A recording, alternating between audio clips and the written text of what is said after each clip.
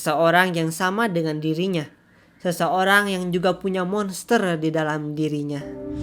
一番強いやつバン俺が食わなきゃいけないのはあの怪物いつぶりだろう忘れかけてたフリースタイル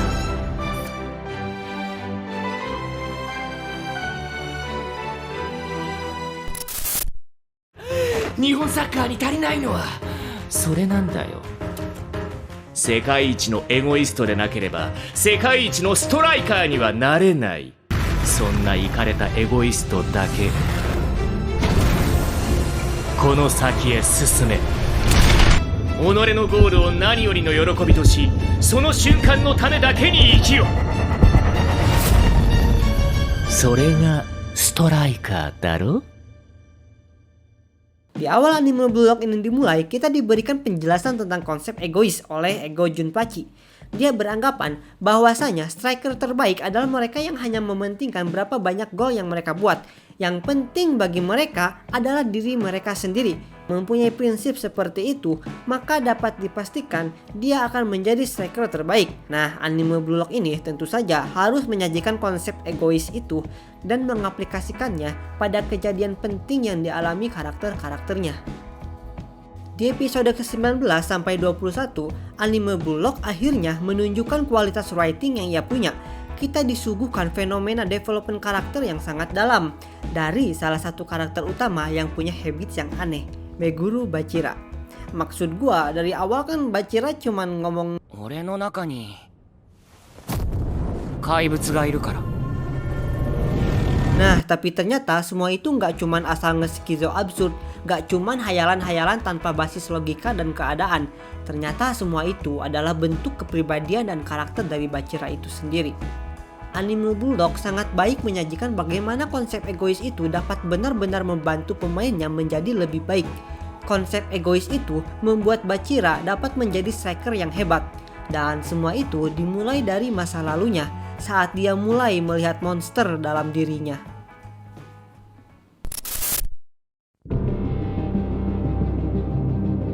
Sejak kecil, Bachira sangat menyukai sepak bola. Bahkan seringkali dia ngerasa menyatu dengan bola itu sendiri. Tapi sayangnya, dia ngerasain suatu hal yang gak biasa. Dia ngerasa kalau teman-temannya itu mulai menjauhi dirinya. Dia ngerasa kalau dia hanya bermain sendirian. Kita harus memahami bahwasanya bentuk kesendirian dan kesepian itu bukan hanya tentang ada atau tidaknya orang lain di sekitar kita. Bentuk kesendirian dan kesepian itu tidak sesempit itu. Kita bisa merasakan kesepian walaupun kita berada di tengah-tengah keramaian. Kita bisa merasakan kesepian bahkan saat kita dikelilingi oleh orang-orang yang peduli dengan kita. Kesepian bisa datang dalam bentuk apapun, dan di sini kesepian Bachira datang dalam bentuk keahlian, di mana dia terlalu ahli dalam bermain bola sehingga orang-orang di sekitarnya tidak bisa menandinginya. Sehingga ketika dia bermain sepak bola, Bachira bermain seolah-olah sendirian. Dia menguasai bola sendirian. Dia bersatu dan bersenang-senang dengan bola sendirian. Dan akhirnya dia mulai kesepian. Di sini gua mulai merasakan kehebatan Blue Lock. Selama ini kan kita menganggap kalau karakter Bachira ini aneh. Skizonya itu loh, banyak banget yang bilang cringe lah, gak jelas lah. Ya walaupun bagi gua fine-fine aja dan malah ada lucunya gitu. Ternyata di episode 19 ini kita dikasih tahu kalau monsternya Bachira itu bukan sembarang monster halu. Ternyata Bachira dapat konsep monster itu dari ibunya sendiri. Saat Bachira kecil, ada momen dia merasa berbeda dengan teman-temannya. Saat itu dia sebenarnya merasakan kesepian karena terlalu hebat bermain bola. Tapi Bachira kecil belum bisa mengerti hal itu. Sehingga dia bertanya pada ibunya, "Mah, apa aku aneh?" Meguro wa hen janai yo. だよねママ絶対あいつらが間違ってる Nah, disinilah semuanya berasal. Ibunya ini malah ngasih tahu Bachira kalau dia itu nggak aneh dan それは自分の心の中にいる怪物の声だ。ママもね、ずっとその声を信じてるの。 lalu suara hati yang dikatakan oleh ibunya ini Bachira anggap atau manifestasikan sebagai monster dalam dirinya. Yaps, akhirnya hal ini jadi hal yang make sense dan terlihat wajar. Setelah menemukan monster yang ada dalam dirinya, Bachira selalu bermain bola bersama dengan monsternya. Setiap kali dia bermain, dia selalu membayangkan monster yang ada dalam dirinya ada di pertandingan itu juga. Dia selalu berharap akan ada orang lain yang punya monster juga, sama seperti dirinya. Walaupun begitu, bukan berarti Bachira bisa menikmati semuanya. Terkadang dia merasa takut. Dia takut kalau gimana nantinya gak ada orang yang bisa bermain bola sepertinya. Gak ada satupun orang yang sama dengannya.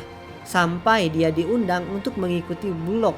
Dan di sana akhirnya dia bisa bertemu dengan Isagi. Seseorang yang sama dengan dirinya. Seseorang yang juga punya monster di dalam dirinya. 一番強いやつ。バン！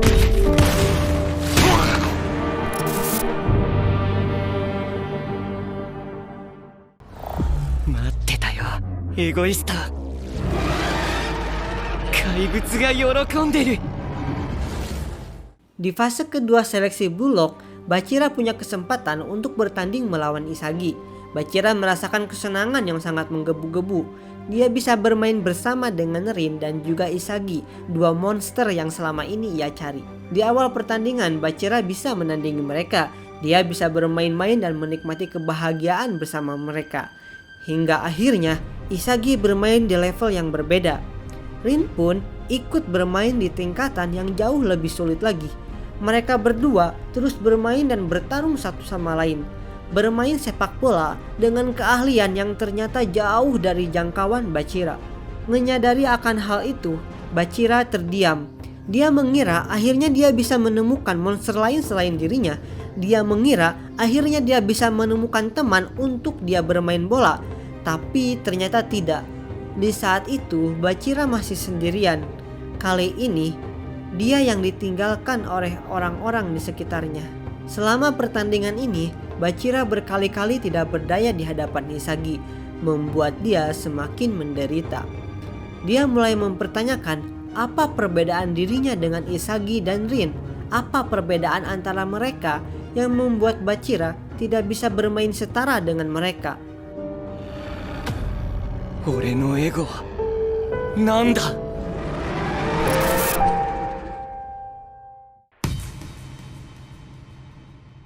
そしてバチラメグルは歩き出す。